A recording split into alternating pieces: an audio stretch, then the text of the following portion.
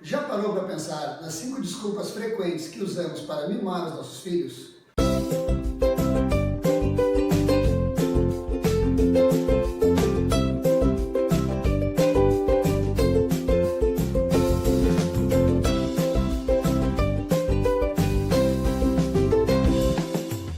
Olá, eu sou o Dejair Grilo, psicopedagogo, diretor de uma empresa de recreação cultural e pai de uma menina chamada Camille, de 7 anos.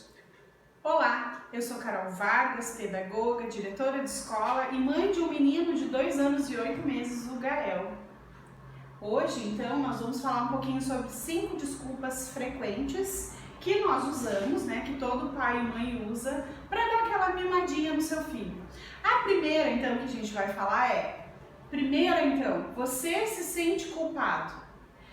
Os pais têm uma rotina muito atribulada, né? Então a gente trabalha muito, a gente corre o tempo todo e a gente tem, agora com exceção desse tempo de pandemia, que a gente tem mais tempo com as nossas crianças, mas naturalmente não é assim. A maioria dos pais passa muito tempo fazendo muitas coisas e pouco tempo com as suas crianças. Então a gente carrega esse sentimento de culpa, de não estar com as nossas crianças, e quando a gente está, a gente não quer contrariar eles. Então a gente oferece muitas coisas, né? Para justamente não perder o amor das nossas crianças. Então a gente impõe poucos limites, a gente deixa as crianças fazerem o que elas querem e principalmente a gente dá para as crianças tudo o que elas querem, né? Então pode comer fora de hora, pode ganhar o brinquedo que quer, para a gente evitar de estar nesse embate com as nossas crianças.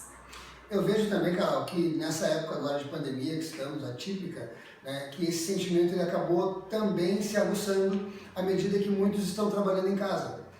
Então acaba que, como tu está em casa, mas mesmo em casa não consegue dar atenção para os seus filhos, para os nossos filhos, a gente acaba amplificando esse sentimento de culpa e aí, pior ainda, acaba deixando mais tempo que deve nos telefones, nas telas, ou deixando comer mais, ou pior ainda, não tendo uma rotina estabelecida, e isso parte tudo desse sentimento. Então, como a gente sempre diz, é importante que nós tenhamos clareza, e se eu tenho clareza que esse sentimento de culpa ele está dentro de mim, eu posso começar a trabalhar ele para fazer o que tem que ser feito. É fato que quando uma criança fica doente, acho que a mãe carrega muito isso, talvez até mais que o pai, eu acho que a gente pode falar. Quando uma criança fica doente, a gente sempre tem a sensação de que a gente fez alguma coisa errada para que aquela criança ficou doente. Então a mãe carrega muito isso. E esse sentimento de culpa, ele é muito presente na paternidade. Então é importante a gente ficar atento a ele para justamente a gente não ter esse problema de não impor os limites, as regras necessárias e a rotina que é tão importante para a vida da criança. Verdade. E é um sentimento extremamente natural. Para que a gente possa conseguir trabalhar ele dentro de nós, a gente tem que entender que ele é natural, faz parte da paternidade. Eu até penso que uma paternidade que ela nunca sente culpa, alguma coisa de errado tem, alguma negligência está acontecendo ali, porque é natural, são aqueles seres que nós amamos no fundo do nosso coração. Próximo, então, seria: você não tem energia para manter a sua decisão.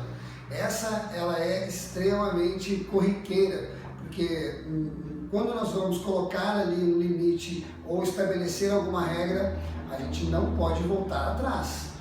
Só que daí, se tu não tem energia para manter isso, a criança, ela sabe exatamente, olha só o que eu vou dizer para vocês, a criança sabe exatamente até ela tem que ir para te levar, para tu mudar o que ela quer que seja mudado, para tu deixar aquilo que ela quer que seja feito. Então ela vai insistindo, seja através do choro, seja através de perguntas, seja através de um comportamento, e a criança vai te levando, e aí, pais, é um momento que a gente tem que ter essa consciência interior de manter a nossa palavra. Eu, nas minhas aulas, eu sempre tenho uma fala que eu digo para os meus alunos muito, que é assim: depois que eu disser que não vai acontecer, ou que tem um combinado, pessoal, eu não vou poder voltar atrás. Então vocês têm que me ajudar para que o que vocês querem aconteça. Porque se eu volto atrás, eu abro a exceção. E a criança, por menor que ela seja, e a gente vem trazendo bastante essa reflexão, independente da idade, a criança pode ter meses,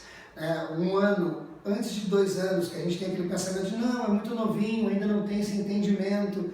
A criança, desde muito nova, ela já sabe exatamente aonde te levar para fazer com que tu volte atrás. e a importância de manter isso, né? A palavra é constância, né? Então, se tinha uma regra num dia, no outro dia essa regra também vai ter que existir, a menos que, através do diálogo e da conversa, tenha algum motivo para que ela passe a não ser mais importante, né? Então, vamos supor um exemplo, a criança não pode comer chocolate no café da manhã, sei lá, em algum dia. Mas no outro dia, a mãe tá cansada, teve uma noite ruim, não dormiu tão bem, ou enfim, N motivos que a gente pode ter. Então hoje come, tudo bem, não tô ao fim. Hoje vai. Hoje vai. E aí a gente acaba criando esse impedimento, né, na questão do desenvolvimento da criança. Ela percebeu, opa, ontem eu não podia, hoje eu posso, eu vou tentar de novo. E eu vou tentar de novo. Isso vai acontecer sempre com muita frequência. À medida que a criança sabe que não vai acontecer, que ela não vai ganhar, e no outro dia ela tentou, ela também não ganhou, e no outro dia ela tentou e ela também não ganhou, ela vai deixar de ser importante para ela aos poucos, né? E ela vai deixar de insistir naquilo. Então, constância é uma palavra super importante. A gente tem que ser coerente, né, com o que a gente exige da nossa criança. A grande dica, pais, é vocês saberem, né, até onde tu vai, aonde que tá chegando perto do teu limite, para que naquele momento tu buscar, né, o que te acalma, que seja respirar fundo. Normalmente respirar fundo sempre, né, traz a gente para o centro novamente, seja sair um pouco de cena para voltar depois, para aí sim tu poder tomar uma decisão certa ou não abrir uma concessão. E não que a gente esteja pregando que não possa haver, mas que não pode acontecer sempre, porque daí a exceção vira a regra, e que isso, se acontecer, que seja extremamente combinado anteriormente. Deixa eu te passar aqui a nossa próxima. Tá, eu só queria fazer um comentário sobre essa questão do não. Talvez interessante a gente prestar atenção no que realmente a gente não pode abrir mão do não, né? Porque se a gente fica dizendo não para tudo, exatamente vira a regra, né? Deixa de ser a exceção. Então é importante a gente prestar atenção no que a gente e o casal precisa conversar, o pai e a mãe, né? Conversar e estabelecer isso. No que a gente não pode abrir mão, né? E ter essa certeza. Bom, aqui é não, vai ser não para sempre. Aqui é os nãos indiscutíveis, né? Isso. Perfeito. O 3, então, seria: você oferece muita ajuda. Olha só. E isso é muito comum também, né, quando a gente fala das nossas famílias. A gente tende a fazer tudo pelas crianças, né? Então, guardar os brinquedos, não, deixa que a mãe guarda. E aí, porque a gente faz mais rápido, né, e geralmente a gente não tem tanto tempo para dispor, então a gente deixa de fazer com que a criança tenha essa autonomia de poder fazer pequenas coisas, né? Então, isso é importante, assim, à medida em que a criança vai podendo realizar algumas coisas, é importante que ela faça. Se vestir sozinha, comer sozinha, guardar as coisas, ajudar nas pequenas tarefas do dia a dia, né? Então, a gente vai deixando a nossa criança mais autônoma, mais independente, mais confiante também, porque ela com mais autoestima, porque ela vai vendo que ela pode fazer as coisas, né? Pode realizar as coisas sozinha. A gente tem muito esse hábito de achar que a criança não é capaz de fazer certas coisas. Existe uma grande estudiosa da área da educação, da Maria Montessori, que já dizia exatamente isso. Nunca ajude uma criança naquilo que ela se sente capaz de fazer. E nós temos que estimular isso, né? Fazer com que a criança cada vez mais tenha essa iniciativa de fazer as coisas por ela mesma, né? E a partir do momento que tu vai elogiando, e não elogiar o fato dela ter conseguido, mas o fato dela estar tentando, né? Mais do que ser uma ajuda para ti dentro de casa, vai estar trazendo todos esses benefícios que a Carol acabou de dizer. Certo? Então, para a nossa próxima, você quer dar tudo que você não teve. Isso, pais, é uma questão assim, a gente entende, né, cara? Eu já vinha falando isso, assim, é natural que a gente queira entregar aos nossos filhos tudo aquilo que não foi nos dado quando éramos crianças. Mas tem que haver um equilíbrio, uma medida dentro disso. Porque quando tu começa a entregar tudo para a criança, tudo que tu não teve, né, para que ela vai perdendo essa noção do que é da escassez de ter as coisas. Uma grande questão que não se trabalha é a criatividade, porque uma criança que tem todo tipo de brinquedo, sabe? Ela não tem a necessidade de criar nada, de pensar nada, nem de inventar nada, sabe? E a qualquer momento, se ela não tem ou ela quebra, alguém vai lá e repõe para ela. Então a gente está falando aqui de uma coisa que, tudo bem, se nós não tivemos, não é porque eu não tive que eu tenho que dar tudo. Eu até vou dizer para vocês assim, se tu não teve amor, então dê muito amor para a criança, não deixando de dar limites. Mas questões materiais, elas não necessariamente têm que fazer essa diferença, porque não foi isso que fez a diferença na nossa vida. É verdade. É importante a gente pensar assim, o que é de fato muito importante na infância, né? O que de fato é realmente muito importante? Importante é essa criança ter atenção, ter carinho, ter alguém olhando por ela, ter as suas necessidades atendidas, né? Isso é importante. Ter as coisas não é tão importante, o ter vem em segundo plano. Antes é importante o que a gente é com a nossa criança e o que a gente está constituindo com a nossa criança. Então, é legal a criança ter brinquedo, que bom que a família tem condições de proporcionar algumas coisas que talvez a gente não teve, Sim. mas tudo que é demais é ruim. Né? Então essa criança que tem tudo o que quer quando quer, tem muita dificuldade de lidar com suas frustrações, né? Geralmente é uma criança depois vai se tornar um adulto que não tem responsabilidade sobre nada, porque tudo o que queria sempre teve, né? Então se quebrou, alguém me dá um novo, se eu joguei no chão e estragou, alguém vai me dar uma outra coisa nova. Então essa criança não teve que lidar com o fato de perder alguma coisa ou de não poder ganhar alguma coisa, né? Então é importante a gente prestar atenção nisso, assim. Muito mais importante o que a gente é com a nossa criança do que o que ela tem. Exato. E algumas combinações, e aí dando algumas dicas para vocês, algumas combinações são bem relevantes e importantes a gente fazer com as crianças. Eu costumo dizer que na minha época nós tínhamos a caixa do brinquedo, né? Que era ali uma caixa com alguns brinquedos. Hoje em dia a gente tem, muitas famílias têm um quarto do brinquedo e eu não fujo disso. Minha filha também tem um quarto. A nossa casa ali sobrou um quarto, acabou virando o quarto do brinquedo dela. E nós temos algumas combinações bem legais assim. Combinações do tipo, a gente tem os brinquedos nas caixas e ela escolhe a caixa que ela quer brincar, a gente bota a caixa, ela brinca com aquela caixa, guarda e coloca o outro. Sempre que chega um brinquedo novo, nós temos que escolher outro para doar, porque está chegando um brinquedo novo. E normalmente em datas como o Dia das Crianças ou aniversário, que elas ganham muito brinquedo, a gente sempre não abre todos. Nós deixamos alguns para ir abrindo ao longo do processo, para que ela possa sempre ter uma novidade. Então a gente coloca ali 8 brinquedos, abre 2, deixa 6 guardado, abre 4, deixa outros 4 guardados e vai abrindo ao longo do processo para que esses brinquedos também sejam bem utilizados. Né? Hoje em dia as crianças ganham tudo junto, brincam tudo junto e daqui a pouco tempo elas já não têm mais interesse por aqueles que estão ali. E eu já vi crianças entrar em alguns lugares e falar, mas eu não tenho nada para brincar.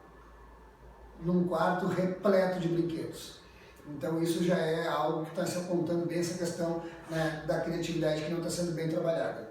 E tem alguns materiais que é importante também a gente prestar atenção, que podem virar brincadeira e que não necessariamente são brinquedos, mas que geram brincadeiras muito legais, né? Então às vezes um material de sucata, tampinha, rolinho de papel higiênico, potinho, caixas de papelão, não são necessariamente brinquedos, né?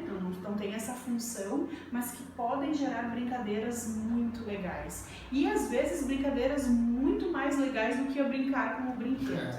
Né? Então, tem a necessidade dessa criança ter tanto brinquedo, ela pode brincar com outros tipos de material que para o desenvolvimento dela, às vezes agregam muito mais.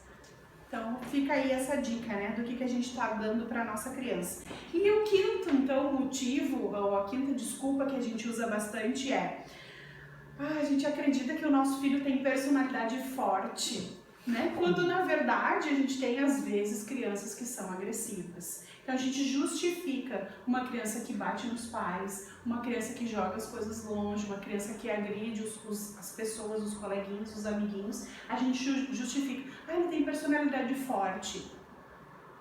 Será? Pode ser que seja uma criança agressiva, né? Então, muita atenção a isso. Às vezes é uma criança que precisa de ajuda, às vezes é uma família que precisa de ajuda para lidar com essas situações, né? Então, usar desculpas para um comportamento, às vezes a gente está tapando o sol com a peneira, quando na verdade a gente pode buscar o que está causando aquele comportamento da criança, né? E tentar ajudar essa família, né? E quando a gente parar para pensar, a gente justifica com uma criança que tem uma personalidade forte, quando o outro está lendo que essa é uma criança, né? Então, a outra família pode ler, não, essa é uma criança agressiva, pode até se afastar da criança porque a criança está com um comportamento assim. Então, é importante a gente sempre não justificar o comportamento dos nossos filhos, né? Será que essa criança tem a personalidade forte ou ela está sendo agressiva, né? Então, muita atenção, olhar o que essa criança está nos sinalizando, o que ela está nos dizendo para a gente poder entender isso.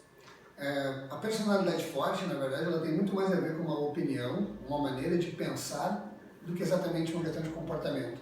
A gente sabe na área da psicologia que existem os 4 temperamentos e que cada criança vem com um temperamento diferenciado.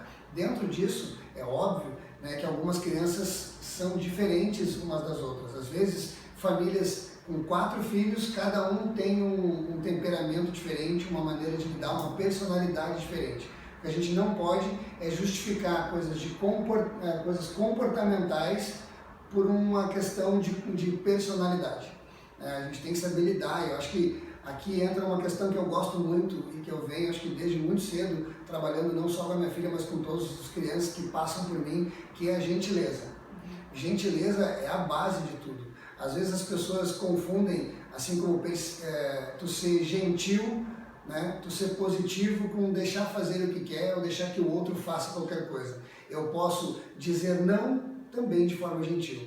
Então, quanto mais nós ensinarmos a nossa criança a lidar com gentileza, aí sim, a gente está criando um ser humano diferenciado. Uma pessoa de personalidade forte também pode ser uma pessoa gentil. Não, essa questão, uma coisa não difere da outra, né? Mas o importante é a gente sempre ter esse cuidado, esse olhar diferente para os nossos filhos. Se por acaso você tem uma criança que ela está com um comportamento alterado, que ela tem uma certa agressividade, não vamos confundir com personalidade. Isso aí, é bem importante a gente pensar então nessas questões relacionadas à gentileza, porque a criança, ela reproduz o que ela vive, né? Exato. Então, se ela recebe gentileza, ela vai ser gentil. Às vezes, uma criança que está com um comportamento um pouco mais agressivo, pode ser que ela esteja passando por alguma situação de agressividade naquele momento.